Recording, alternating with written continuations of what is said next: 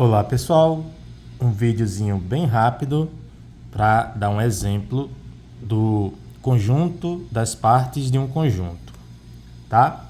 Lembra aí que a gente definiu como sendo um conjunto formado por todos os subconjuntos daquele conjunto dado.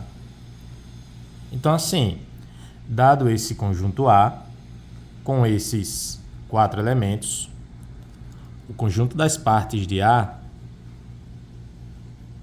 vai ser formado por todos os subconjuntos deste conjunto. Então, vamos lá. Como A tem 4 elementos, cada um deles individualmente vai ser um subconjunto. Então, teremos o subconjunto X, o Y, o Z e o W. Ok?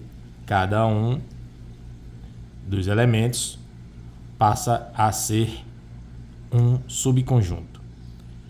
E aí não tem outro subconjunto unitário, tá bom? Então vamos iniciar os subconjuntos formados por duplas, por 2 elementos. Então vamos lá, próximo, XY, XW, XZ, vou fazer na ordem, tá? XZ e XW. Veja que eu vou adotar um certo padrão de organização, mas que não é obrigatório seguir essa ordem, tá? Que seria assim, ó. Ao formar as duplas, eu formei todas as duplas possíveis que começam com X, mas lembrando que no conjunto, os elementos eles são não ordenados, eles não seguem uma ordem, ok? Para deixar bem claro, o conjunto XY é o mesmo conjunto YX, então não preciso escrever de novo, né? Não preciso repetir, tá bom?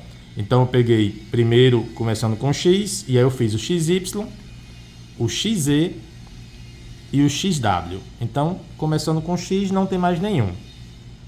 Tá bom? Então, vou fazer agora começando com o Y. Começando com o Y, eu não preciso fazer o YX, porque é a mesma coisa do XY. Então, não preciso. Vou fazer o quê? O YZ. E depois o YW. Ok? Começando com Y, não tem mais não, né? Porque, ó, YX já está aqui, YZ, YW, certo? E aí, seguindo esse padrão, agora eu vou fazer começando com Z. Note que ZX já está aqui, ZY já está aqui, não preciso repetir, então falta só o ZW. Pode procurar, você não vai encontrar mais nenhum subconjunto contendo 2 elementos do conjunto A que a gente já não tem escrito, certo? Já é reforçado aí bastante que se a gente mudar a ordem, por exemplo, WZ é o mesmo subconjunto ZW. Então agora é hora da gente escrever os trios, certo? Uma dica interessante para escrever os trios, e você não esquecer de nenhum deles, é você imaginar que, como são 4 elementos, em cada trio, um dos elementos não aparece. Por exemplo, vou escrever o primeiro trio, XYZ, XYZ. E aí, o elemento que não aparece neste é o elemento W.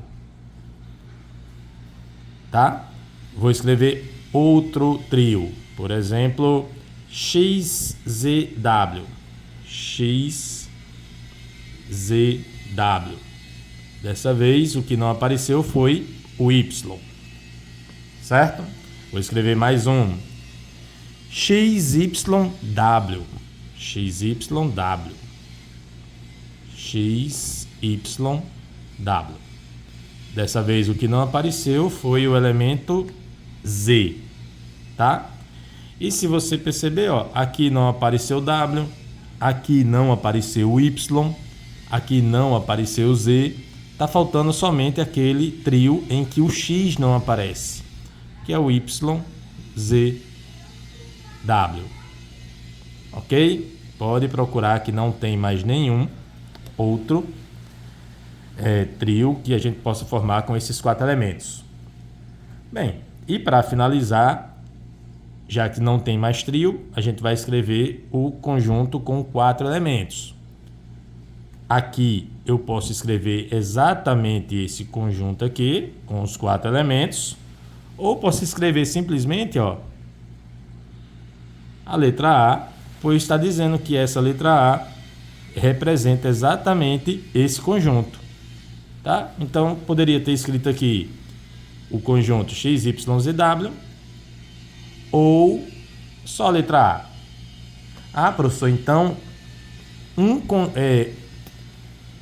dado conjunto é subconjunto dele mesmo? Sim, é isso mesmo. E para finalizar, não esquecer do conjunto vazio. Sim, o conjunto vazio é subconjunto de todos os conjuntos. Certo? Por fim, mais uma dica aqui para a gente encerrar o vídeo. Observa que o conjunto A ele tem 4 elementos. N de A significa a quantidade de elementos do conjunto A. O conjunto A tem 4 elementos. Certo? E observe que a quantidade de elementos das partes do conjunto A é igual a 2 elevado a esse número, tá? 2 elevado a 4, que dá 16. 2 vezes 2 vezes 2 vezes 2, 16. E pode contar 1, 2, 3, 4, 5, 6, 7, 8, 9, 10, 11, 12, 13, 14, 15, 16, tá? É bom que a gente tenha certeza que não esqueceu de nenhum.